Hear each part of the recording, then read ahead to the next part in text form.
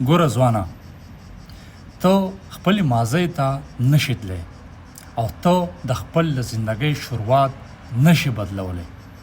ستا سره چې په ماضۍ کې څه غلطیانې شوي دي یا تا څه غلطیانې کړي دي یا تا کومې غلطې فیصلې اخیستې دي، هغه ته اوس نشي بدلولی. خو ته چې نن په کوم ځای باندې ولاړې، د دغه ځای نه یو نوی شروعات وکړه او د خپل د زندګۍ د دې کهانۍ اختتام چې دی هغه ډېر په ښکلې طریقې سره وکړه. ستا سره نن موقع ده. دې لپاره ضروري نه ده چې ستا عمر د 40 کاله یا 50 کاله یا 15 کاله. عمر هیڅ قسم انحصار نه دی په کامیابۍ باندې. نن شروع کا، د لږې نه شروع کا، خو شروع کا او خپل مستقبل په بهتر طریقې سره حاصل کا. ځکه چې کامیابي چې دا یو کمفرټیبل شی نه دی.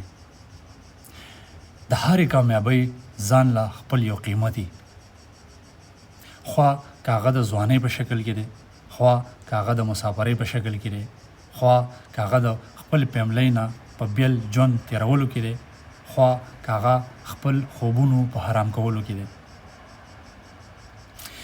نو په ورځ کې خو 40 غنټې ټایم وي او ته په 40 غنټو کې 8 غنټې وده یې ځوانه. بلکې بیا زموږ پښتانه ځوانان تاسو پکې په سره غرمه پاسې 12 غنټې وده یې. نو دنیا غټ غټ مارکیټونه، خوا که هغه سټاک مارکیټ وي او خوا که هغه هر قسم مارکیټونه چې دا خو سهار به وختي کې کولاوي. نو ته به کامیابي څنګه حاصلوي؟ ته چې د دې غټو غټو بلډینګانو او د غټو غټو ګاډو سوچونه په ذهن کې لري، ته د هغې لپاره د خپل خوب قرباني نشي ورکولی. ته د هغې لپاره د خپل د ځوانۍ 15 کاله نشي قربانولی. ته د هغې لپاره لږه مسافري نشي برداشت کولی. ته چې کوم سوچونه کوې، ته د هغې لپاره د خپل فیملۍ نه بیل ژوند نشي تېرولی. د غیرت داسې د ژوند داسې د سرې غرمې پر وده کېدو، ټول ورځ په انسټاګرام کې یو ځای بل ځای په جینکو پسې ګرځي. یوې جینۍ ته میسج ولېږي، هلته ناکامه شي، راشه بلې پسې. دا ژوند داسې تېرېږي، دا زندګي داسې ده. دا ته چې نن کومه زندګي تېروې، د نارینه به داسې.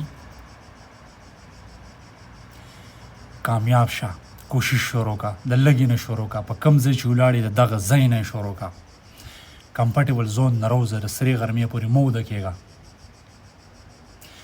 قیمت ادا کا، ځواني په قیمت کې ورکا. 15 کاله ورکا، 10 کاله ورکا. روان زندگی به ډېره ښکلې تېرېږي.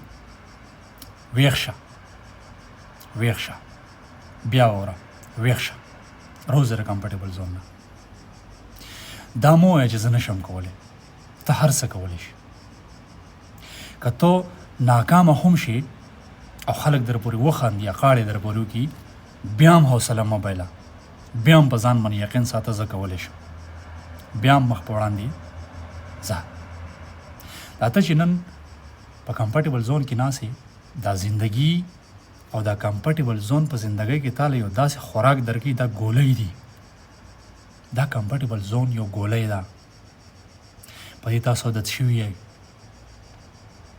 د دې نه به روزئ، د دې نه به ځان وباسئ. خپله انرژي وپېژنه، مخ په وړاندې شه. دغه وخت دنیا ته وښیه چې په تا کې طاقت شته، په تا کې قابلیت شته، ته تلی شي، ته ټارګېټ هیټ کولی شي. کوشش شروع کا، په کوم ځای چې ولاړې د دغې نه شروع کا. په لاس کې دې لږې دي، د دغې نه شروع کا او نن یې شروع کا. دغه وخت مخکې بیا په خاندان کې خلک زیات شي، ستا باندې به ذمهواریانې زیاتې شي، ستا به ملا ټیټوي، ستا سره به ټایم نه وي، وخت په تاله اجازت نه درکوي. دغه ټایم دی رسک والا. سرې غرمې پورې مه وده کېږه ګوله. بې ځایه په جینکو پسې مه ګرځه ګوله. دا چیزونه ستا لپاره خطرناک دي. دا ستا په مستقبل باندې سم اثر نه پرې باسي. چې کله د لاس له پیسه راله، جینکو به تا ته لیڼ ودرېږي. جینکۍ په دنیا کې کمی نه دي. د جینکۍ پیسه خو جدا شی دی، خو د یورپ ته چې راشي که نه نو د جنکو ورپسې لاڼو درېږي. پیسه خو لا جدا شی دی. کامیاب شه، شروع کا د لږې نه ننې شروع کا. فیصله الله تعالی په خپل لاس کې درکړله. ستا په لاس کې ده فیصله، زما په لاس کې نه ستا د پلار په لاس کې نه ستا د فیملی په لاس کې ده، ستا په لاس کې ده. ستا په کوششونو کې د الله تعالی برکت واچوي، تا ته د الله تعالی هدایت وکړي، تا د الله تعالی ویښ کړي. زموږ د وګن د سره دي، ځه مخ په وړاندې شه، منډه ووهه، ریس ووهه، د زندګۍ دا ریس وګټه.